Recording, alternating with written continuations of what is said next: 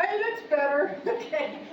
I think most of you know me, but for those who don't, I'm an archaeologist. I was a professor at Bloomsburg University down in Pennsylvania for many years. Retired 4 or 5 years ago, 5 years ago, I think, somewhere along the line.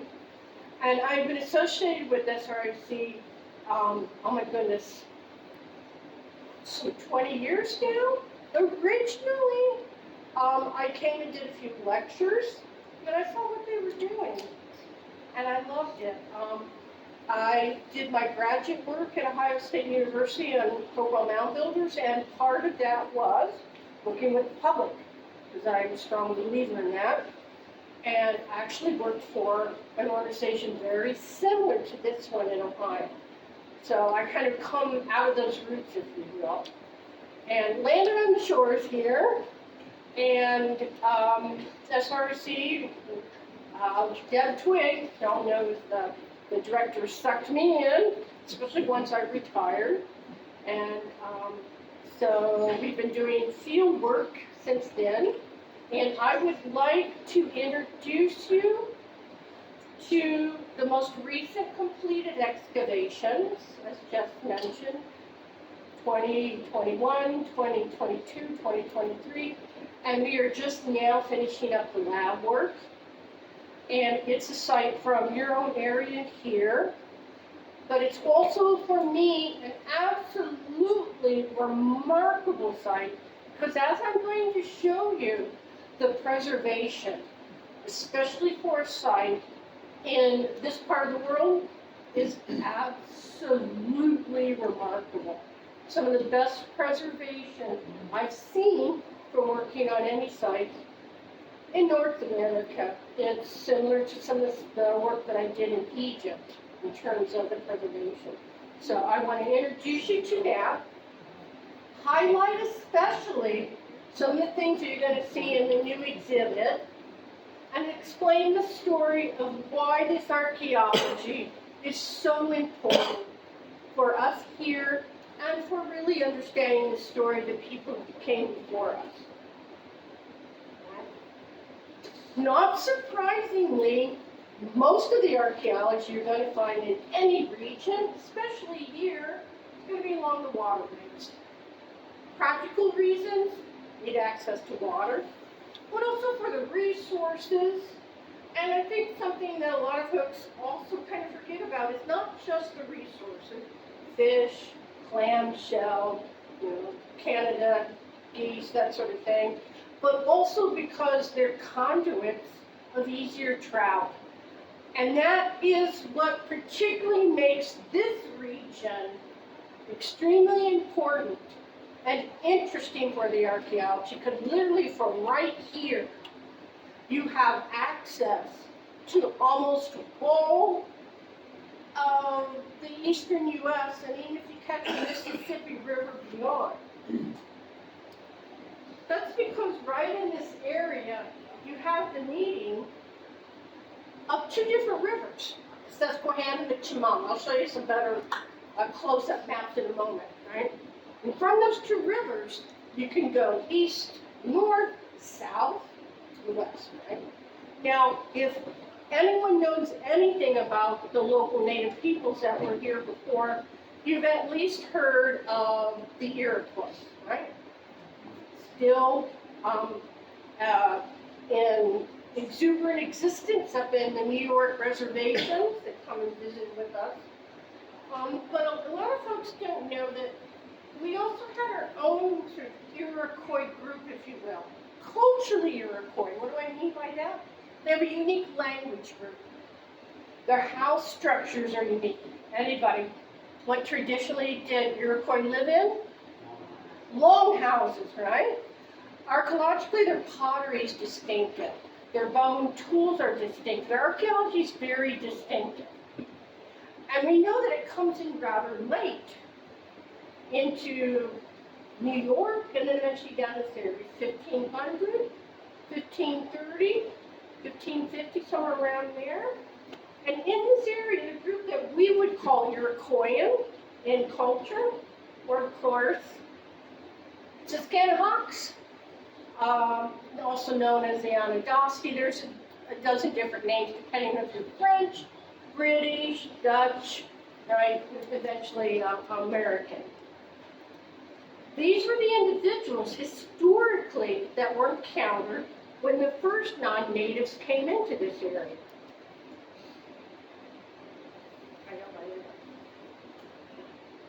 So, what do they have to do with all this? Well, one of the greatest curiosities, research-wise, question-wise, has always been for me, and I think for most of us, this. What were the peoples like who lived here in this valley before the Iroquois came into this area? And what was that like? We know that we have Iroquois peoples moving in around 1530-ish, but already established in this area were villages and settlements of the people who were not Iroquois. They were not considered such. What happened to them? Where did they go? What was that contact like? And it's, of course, at the same time, very shortly after that, you get folks from Europe and other countries coming in. So you get an incredible late prehistoric, early historic contact and story that's going on. Right? So what we're trying to do is to address that. What were the peoples like here originally? The first village life? Who was it that moved in? What was that like? What happened? Right? And we can do that because of this woman. We can explore that story because of an absolutely remarkable scholar, a woman from the 1800s and early 1900s who did amazing, every time I read her stuff, amazing scholarship in an era before women could vote. And Louise Wells Murray was from a very famous family, one of the earliest settlers in this area, married to a well-respected businessman, lived in historic Athens, and had archaeology in her own backyard. And that led her to explore what was this area like before Athens was built, before Sayre, before Waverly. And we actually have in several publications her documentation of what was known back in the 1800s and early 1900s. So she left us, this is part of a very famous map, kind of crude by today's standards, but nonetheless what you're looking at. This work? Okay. All right. Anyway, I need a point. If you take a look at the white-black map, you'll see numbers on it, right? B's and C's and B's. Those are all recording the location of sites. She went out, she talked to the artifact collectors, she talked to the farmers and the landowners. She went and she recorded the basic location and a description. B for village, camp, B for burial. And so what we have been doing, part of our big research goal, is to see if we can locate these original sites that she's got, see what shape they're in, see if any are being degraded, destroyed. We've already done that with at least one site. And then bringing modern technology like radiocarbon dating to fill in the information that they couldn't at the time. And you notice, right, so here you've got Susquehanna River and the Chemung making this powerful V, right, triangle-shaped land. You can see where it narrows down, right? That is historic Athens. And that is an area, as you can see from this map, that is full of archaeology. Not surprisingly, if you've got a population that's got a really sort of rich landscape, tucked above two prominent rivers with at least a low point at each of those rivers at that point where you could do an easy canoe crossing, right? It's still there, it's still, everybody kind of knows about, they use it for tractors onto the islands, but everybody knows it as the place where they would pick their canoes and cross over. And of course, this is now, right, famous historic Athens. Some of you probably do not, imagine many of you know, some of you may not know the story though, how Athens came to be, and how that's all linked and wrapped in and around the archaeology of the place. It has to do with an uncomfortable story of our past. But we cannot ignore history if it makes us uncomfortable. Unfortunately, which seems to be a tendency these days, because learning from that is how we learn about mistakes and things that maybe we shouldn't do in the future. So what am I talking about? Sullivan Campaign. Late 1700s, 1779. Keep in mind what this era was. Just a few short years after what? Yes, it's just a few short years after we became a country, right? Revolutionary War era, the British. And George Washington, who's president at that time, had a country to stabilize and to build and create. Well, part of the issue is there were still British soldiers and British individuals in Lower Canada working with the Iroquois.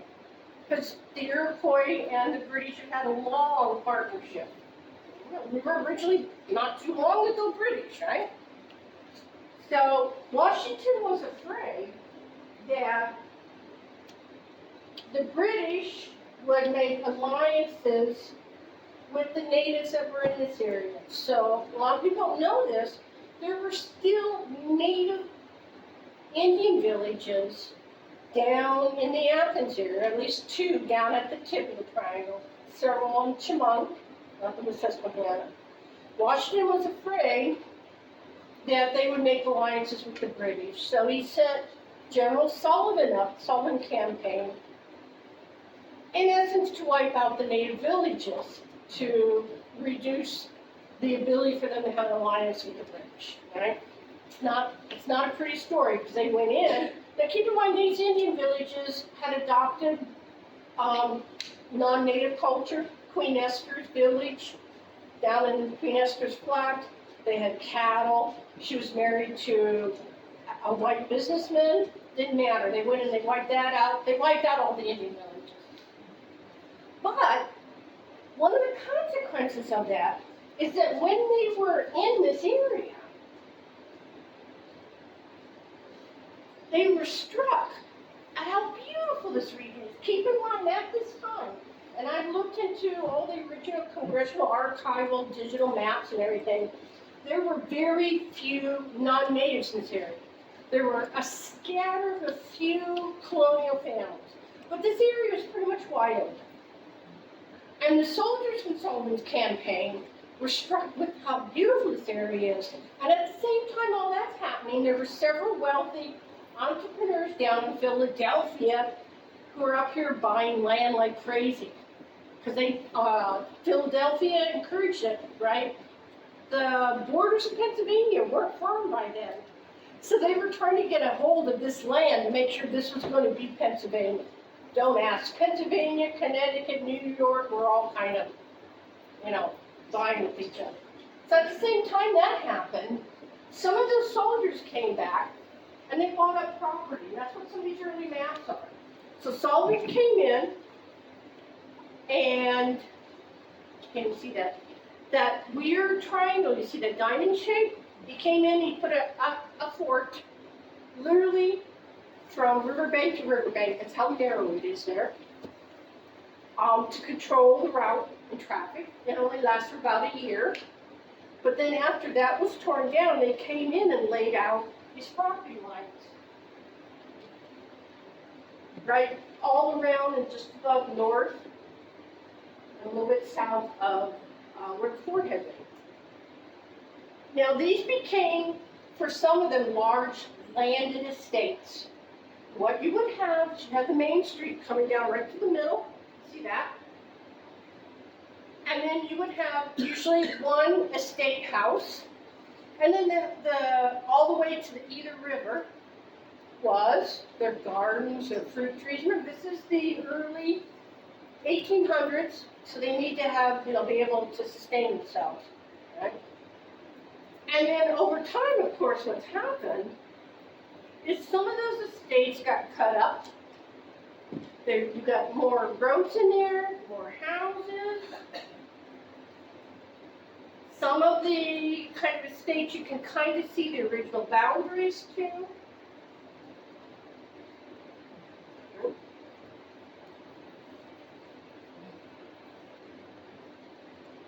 And you can see those two are some of the largest. We'll come back to that. So what's the importance of this? When they were laying out the houses, when they were putting the drainages in down to the river, when they put in the Tidal Point Museum, any of those buildings, the churches, the old famous cemetery that's there, they found archaeology. Literally every square inch of that area is archaeology. When we were doing the excavations, how many times we had local, somebody down in the neighborhood would come, Toby shake his head, and say, look, I was in my garden, I found these artifacts, okay? So we know that there's archaeology there. And Louise Rose Murray lived right there. In fact, hers is one of the estate houses. So she literally did archaeology in her own backyard. And the ones that are marked up there in the red became what's known as the Brennan to the south and Ahbe just north of that property. Originally it was laid out.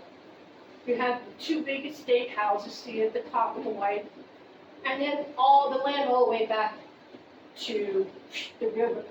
Now the Brennan property, this one right here, actually remains pretty much in its original existence. And the Ahbe property, now there's a road, and see all these different houses that are along it, that's all new from the 1950s. And then the big house that the arrow's pointing to is the estate house. Now, when they put those houses in, and they did work there, they found cool archaeology. So back in 1931, and a little bit of work in 1933, Tidal Point Museum hired some local amateur archaeologists with a young graduate student professional from Chicago, and they did archaeology all over the area, including in the backyard of those two estates, because they knew that there was stuff there from having drainage lines and other stuff put in. And indeed what they found, see the pottery vessel, was traces of a village, which at that time, they knew it was pre-Iroquois, but they had no real idea of how old it was, right? They could tell from the archaeology, right? Some of this is before the Iroquois. And this is their map. I'll show you where it kind of lines on the modern landscape in a moment. And what they found, unfortunately, because it's the 30s, and this is what they were interested in, a lot of burials. But beyond the burials, they also found large, deep, giant pits dug in the ground originally for food storage, filled with trash, particularly along the river. Now, based on the fact that those pits have the garbage you would find from everyday living, you've got broken pottery, stone tools, tons of animal bones. Wait till I show you what we found. All right, all sorts of stuff. You got burials, right? It looks to me like the trace of a classic village. So, we knew that was there. It had been documented.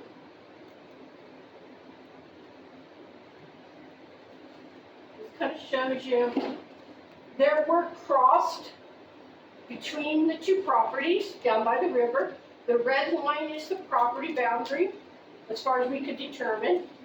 Sometimes they're a little bit hard to find. And the original work is somewhere kind of in that yellow area. Well, back in 2018, the Polzella family, very well-known, well-respected family in this area down in historic Athens, right? Joe Polzella had been mayor at one time. Joanne is actually cousins with Deb Twigg, the director of the museum, right? So she let Deb know that they were going to put in a wooden pavilion. They were aware of the archaeology. This is cool. They said, hey, could you check this out for us? We don't want to destroy anything. So went out there and took a look at things 2018 and said, you know, it's on a simple concrete pad. We're not going to really destroy anything. 2019, we went out with ground penetrating radar, which is a device that sends radar pulses through the ground and any disturbance it records. And it did tell us, hey, there's stuff there. Right? So we got their permission to do archaeology literally in their backyard starting in 2021, as well as some of the other landowners. So the very first thing we did is, I'm like, here's what I wanted to find: the traces of a house. Is it going to be a long house? Is it going to be a simple rectangular house, right? So I'm assuming the houses, like they usually are for these kind of villages, are back from the river's edge, and the work area is going to be along the river, right? So we started sort of up and behind some of the estate house and some of the other areas, and we did find archaeology.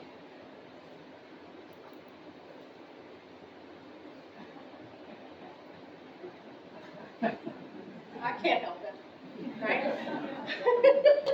So we did find archaeology. In fact, everywhere we put a test pit, a test unit, we found stuff that was similar to the 1930s material that I knew was what we would call a wasco. This is the name that archaeologists give to the first village settlements of the peoples here just before the earthquake. Somewhere around 1,000 years ago, 900,000 AD to 1450, 1500, something like that. But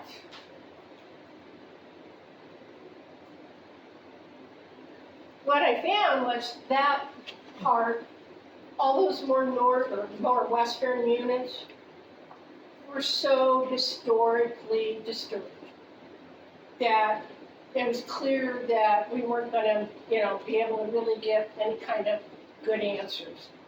It was in people's backyards, it had been garden areas, and we did find the original carriage house. At least the foundation. So we did some historic archaeology from Revolutionary era musket ball too. Yeah, that was cool. And an early pipe, that was good. So, boy, so we decided, well, ground penetrating radar said there was cool stuff here. Let's go check that out. So I decided, let's go move down by the river. Right? So I said, let's open up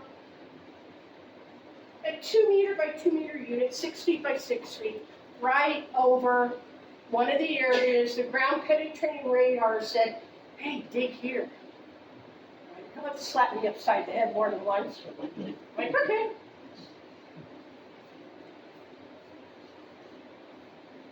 And literally, here's Dan. Sick Dan. Well, where's Dan? Dan, where are you at? There we go. I can't see him. You're hiding. All right. Literally, within the first 10 minutes, Dan found that. I nearly lost it. What is that? If you know, don't say. What is that? We can see it's broke. The broken thing is little. It's black because it got charred in a fire, but what? I can't. All I can hear is that fan blowing that thing. Arrowhead? Close. Okay, you're close. At first, it's made out of bone. It's the tip of a bone harpoon. I do believe I said some swear words. And then I think I said, I think we should dig here. Oops. Never seen that outside of a museum. You're literally a few shovelfuls in the ground and he pulls that out. And I'm like, okay.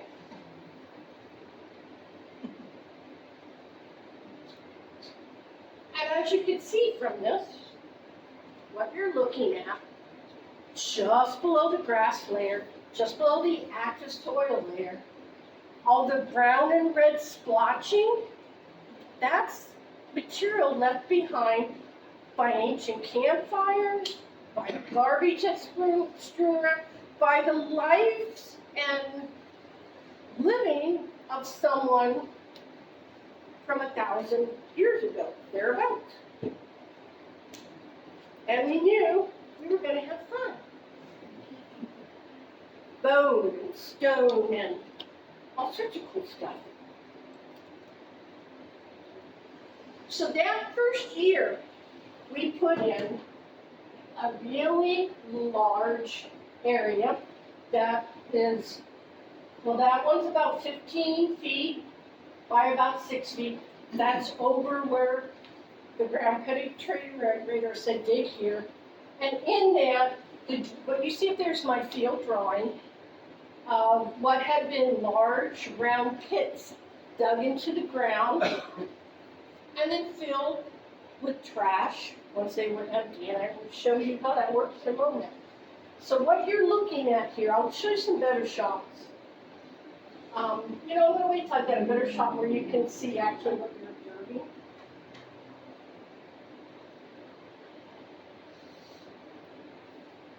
Yeah, eventually. There you go, it gets big.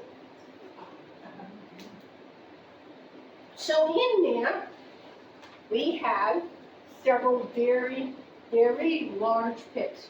I'm talking 6 feet across by 3.5 feet deep.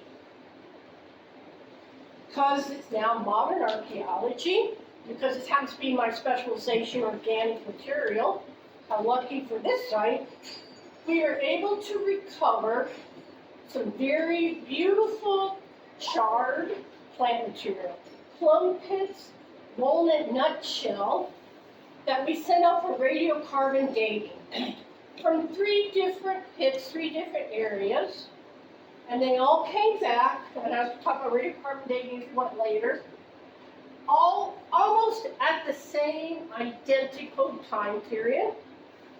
So calibrated, taking into account sunspot activity and other physics. You can go to sleep now, it's physics. Right?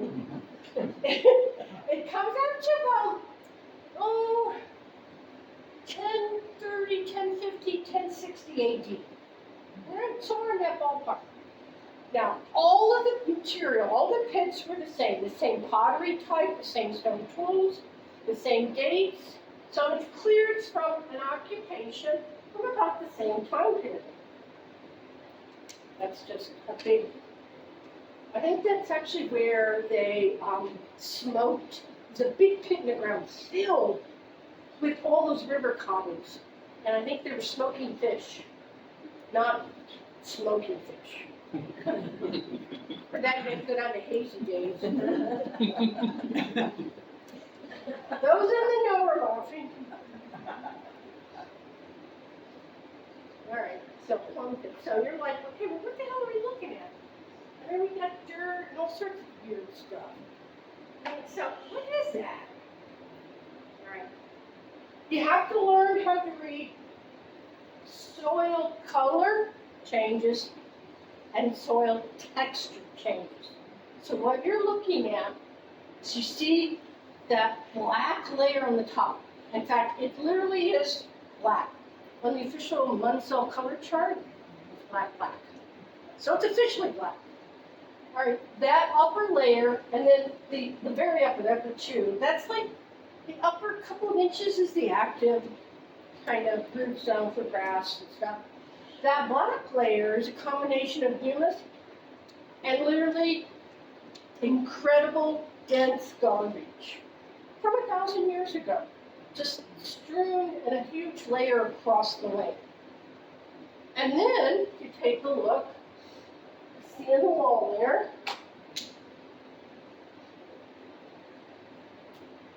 you see that darker shape?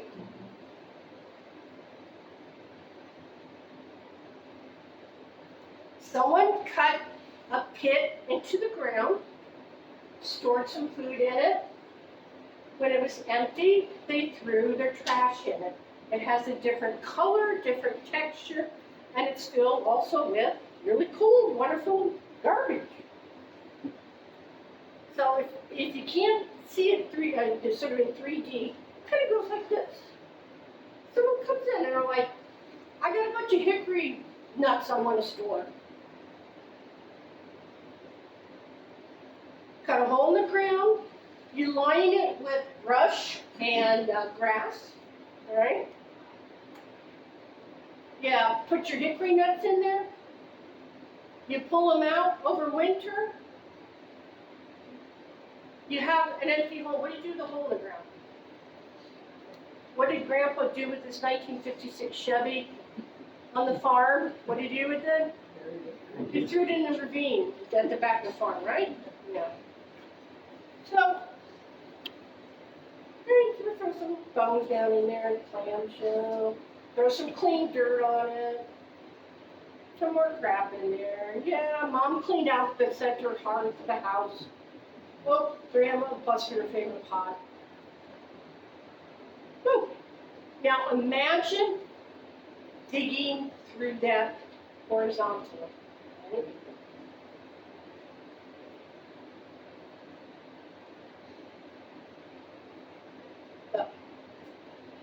Midden and humus. Midden's a formal term for garbage layer. Non-cultural soil, and then the glacial outwash that this all sits on, glacial debris.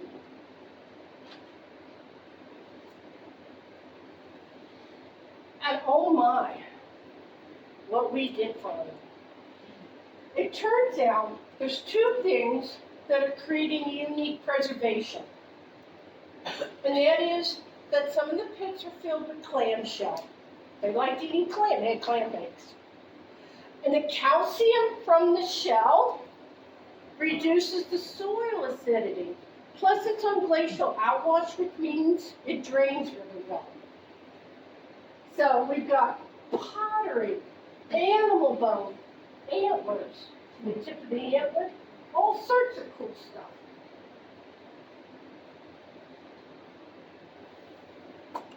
Very distinctive pottery that is so typical, so very typical of this time period when you have the first true villages and the first agriculture established.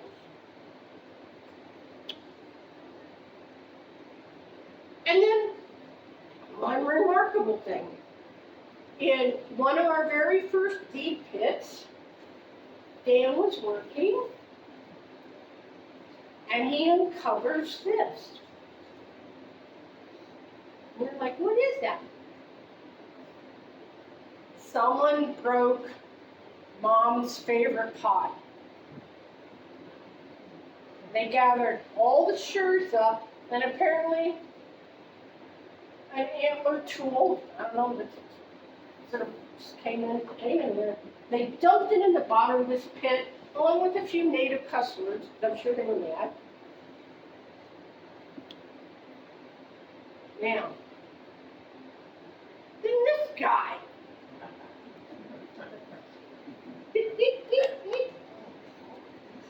I said, hey, Richard, how would you like to learn how to put pottery together?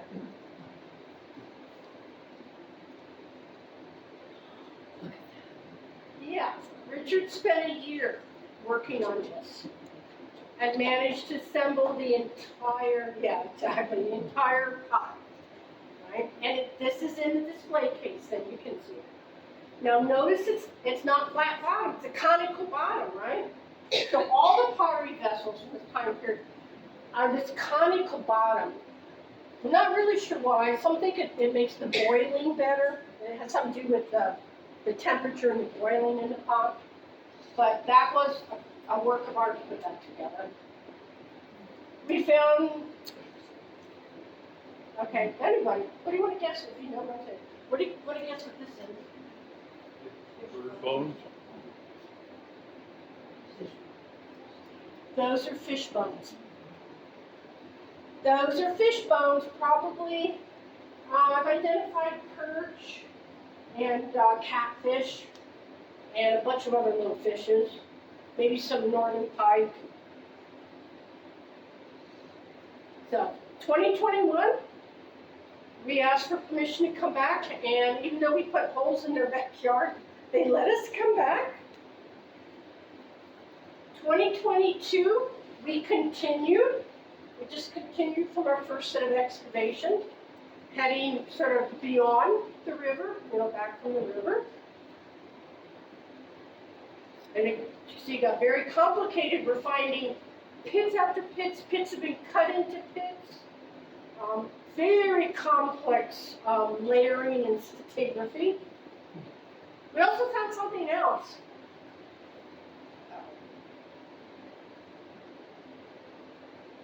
There's something very non-ancient in there. Electrical wires. Yeah, what is that? Underground wire. Yeah, we kind of forgot that they have their garage over here and their other garage over here. We found their electrical conduit. Now, luckily, they used one of those really small, the little small ditch maker machine to put it in, so it actually didn't do too much damage. But yeah, we had electricity. Oh wow! Let's see, from one building over to the other. And if you wonder what those two dots are right there, those were me trying to figure out the last of the 1933 excavations. How far did they go over into that land? We found cool stuff, more pits, big giant pits.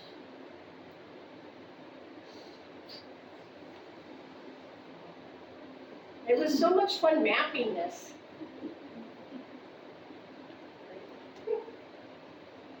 And the upper 2 inches was fill the landowners put on to level it out.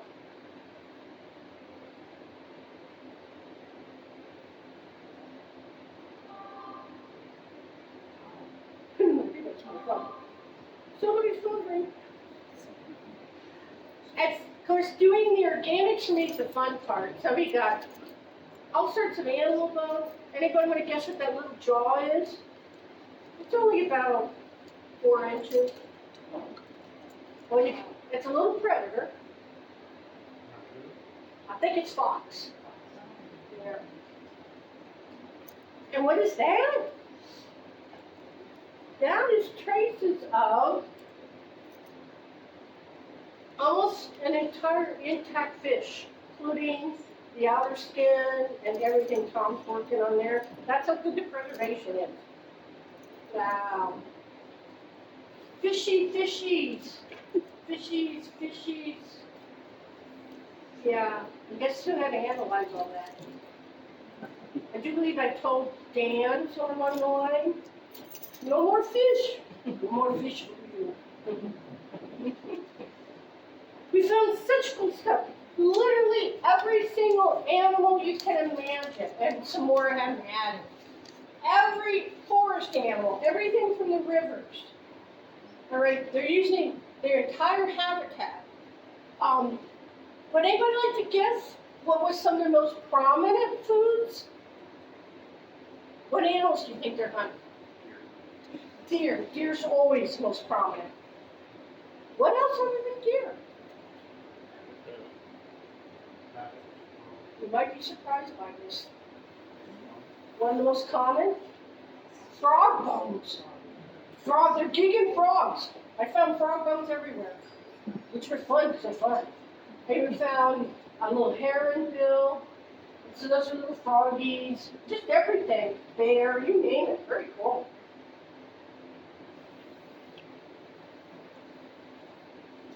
Lots of harpoons. Bone, antler, wooden. And for me, some of the coolest stuff, the little sewing needles, basket making, weaving tools, that is the world of women. Something you don't see very often in the archaeological record, right? And the bone tools, they're just so cool. We all love them because they have this special polish that only comes from the oils of the hands of somebody using that tool for many, many years. They have a special feel to them. When you're feeling the livelihood, the work of the women in the past. And the thumb is always mine. Beaver tooth. And I have no idea what that thing's used for. It's like decorating pottery. I don't know. Stuff that would go, cool, we don't know what it is. Lots of weaving tools, lots of hunting tools. What's that big tooth right there?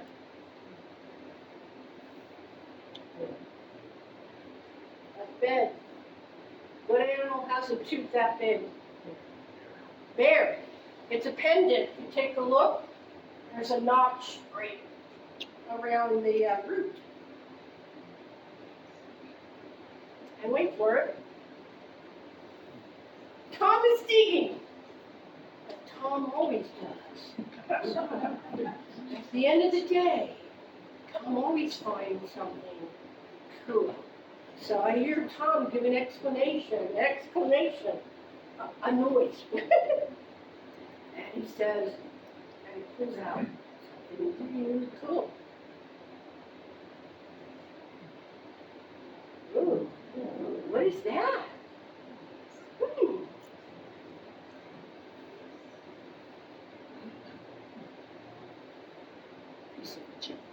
It's bone. I think it's carved like a deer scapula. It's really thin. Right? That's the front and back of it. Anybody want to guess? Hair decoration. Who said that? Yep. Let me show you what it is. It's the top of a bone hair comb. So what's happened is the tines got broken and they threw it away. You can see it had been broken. See the corner? The top was chipped. And they repolished it. Then somewhere along the lines, it got busted. And they threw it away. But what's cool is it's a really beautiful, distinct design. And what's neat is the other one that's right up here are traces of another bone comb found in the 1933 excavation. I didn't sleep that night. I don't think any of us did. Because you don't find something like that, you only see in museums. And that's just so rare. We also found lots of stone tools, metates and pestles and hammer stones and weird stuff. 2023, our last season out there, we expanded from the previous units. So we did that. May not look like it's a lot compared to the previous years. However, most of that big giant square was taken up by one giant 9 feet, minimally 9 feet long pit. Like the world's biggest pit, filled with all sorts of cool stuff. And you can kind of see this is where we managed to do over different excavations. There's Tom. Jeff in the back. And then, I don't know if you can see it, this entire half, or 2/3, is one single pit that was filled with marvelous things.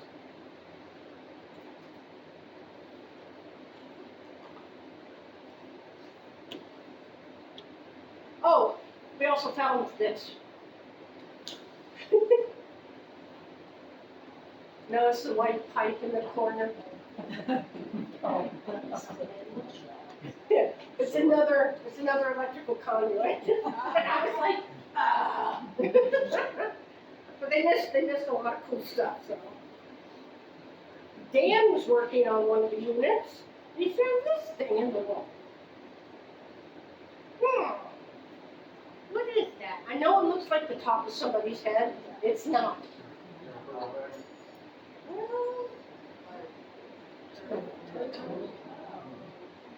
Box turtle.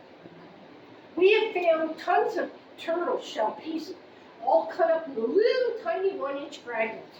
That's the only one that we got that was intact. It's in the back, and there's a mirror under it in the display, and you can see the cut marks. Right? Oh, someone was asking me about this. They're like, what? So Jeff is working in one of the pits. Down at the bottom of the pit, he pulls this thing out. And he hands it to me. And he says, what is that? And I'm looking at it. He's like, it looks like dog poop. And I'm like, Jeff? That's exactly what it is. That is a dog copperlight. How do I know it's a dog copperlight? I'm really, really good, that's how. Okay. Because of the shape and size and what he ate, or she ate.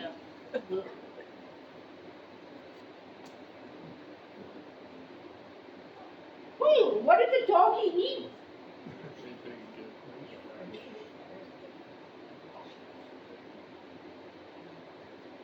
It's filled. What you're looking at is fish bones and fish scales. He ate fish. And must have felt good coming out. And I am awaiting that. I will be sending that in for reader carbon dating. So we'll be able to get a confirmation on it. But I'm 99.99% sure that that's exactly what it is.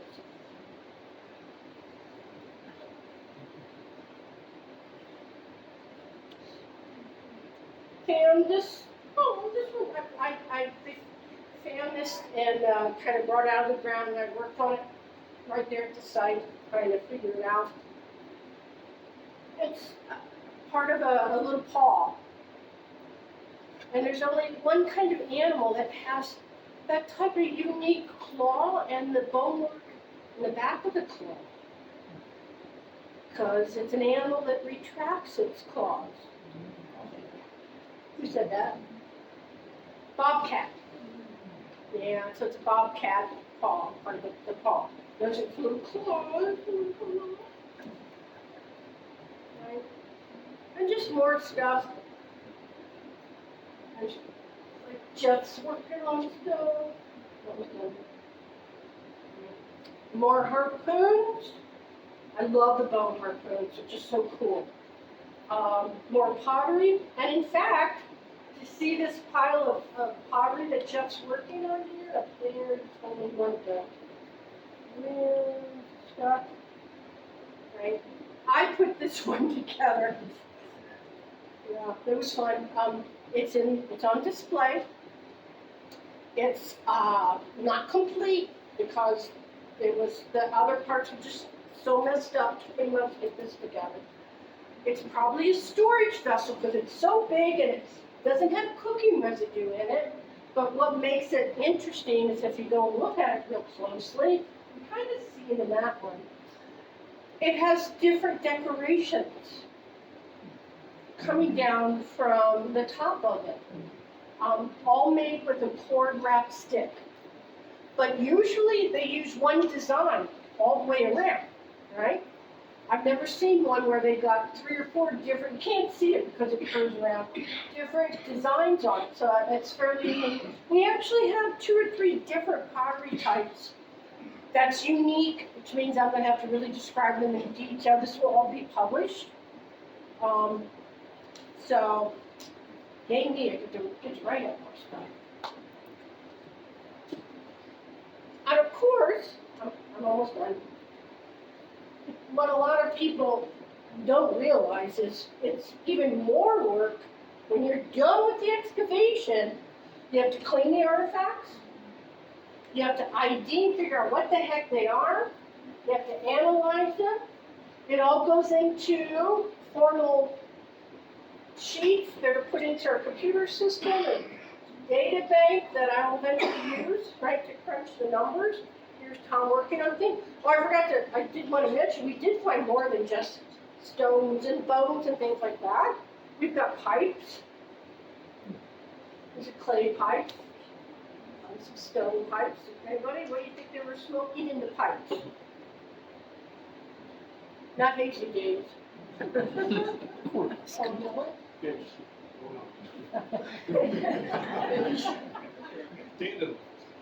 Probably tobacco. Yeah, there's a young professor at Albany, and he does chemical analyses of the interior of ancient pipes. And they were using Indian tobacco for quite many years. Right? So it's probably tobacco, which means someone's growing native tobacco somewhere. It's not natural to this area. Oh, and I'd like to close up with a really remarkable story. So we were excavating, I forget who was doing this. Not sure. Feature 69. Is that you, Tom? Yeah. That figures. When we had a giant pottery cluster, there was Tom. So Tom finds this, right? It's a pile of broken shirts. What's the big deal about it? Do you see that funny looking thing there? Right? That's the bottom. That's the conical bottom of the pot turned upside down. Right? Yeah. So Vicky is working in the lab, cleaning the major piece, able to find some other pieces to put together. So that's looking at the interior of the bottom of this vessel. And Vicky's like, hey, Doc, I think there's something in this clay. I'm like, what? I see a hand imprint. Take a look at the hand. It's really hard to see, but there are the hand and finger impressions of the woman who made this over 900 years ago. I don't know. Can you, I need a pointer. Or see down here? That's part of his hand imprint. And then on the piece that's sticking up,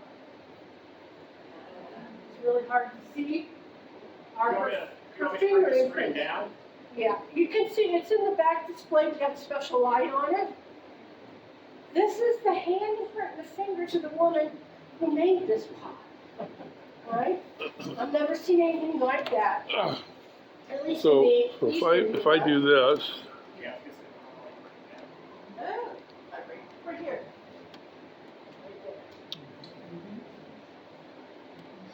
Excellent. There you go. I'm sorry, Back up. not the thing. I think naturally No, we're stuck. screws. Whoop. Came off the book. And right here, you see these?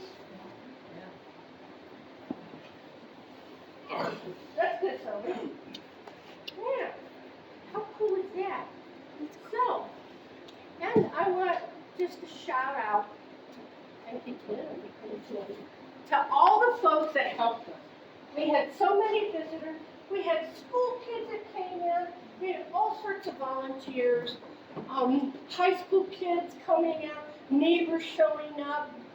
We purposely did not advertise where we were.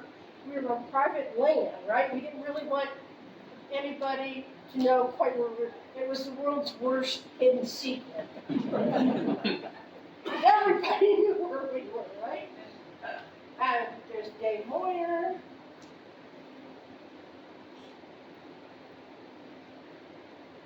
And an incredible thank you, as Jess said, we are all volunteers.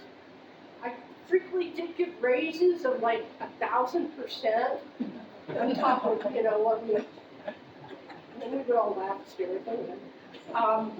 Special shout out to Dan, Tom, Richard, Doug, Jeff, Vicky, and Jack, who were sort of the core team members. Steven came out, Larry. And I know I'm forgetting a bunch of folks in the publication that will be coming out.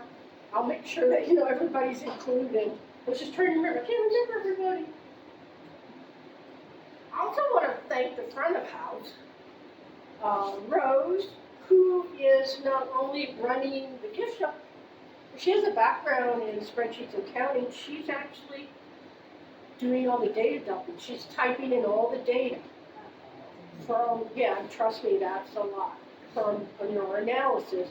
And then Sue, who's a whirligig, she did the paint, she repainted the front, put up the flowers, and oh my goodness. So, and I know I'm leaving out the other folks that worked up front too.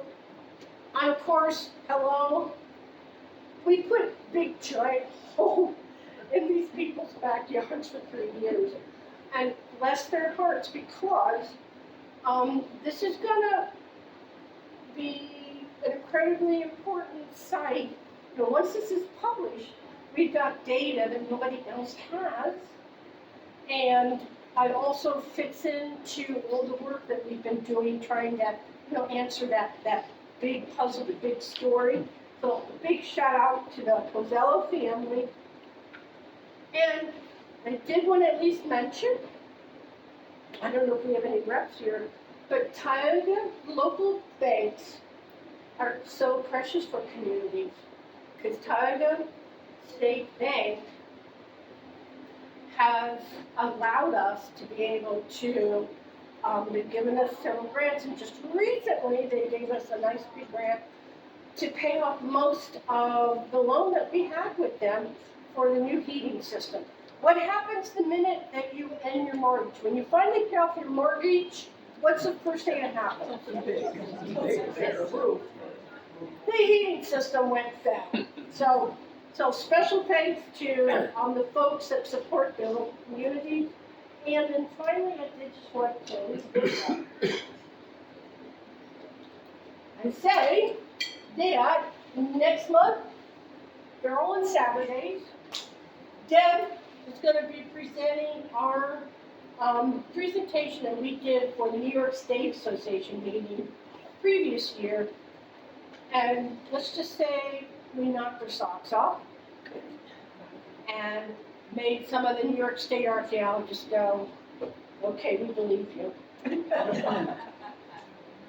Which was kind of gratifying. And then Dave Moyer, in August, is going to present on a seriously cool project he's been doing. Dave, by the way, is an incredible presenter.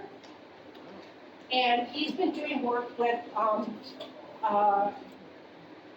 which year? Seneca? Francisco here. Which group you been working with here? Oh, the Seneca Nation. Seneca.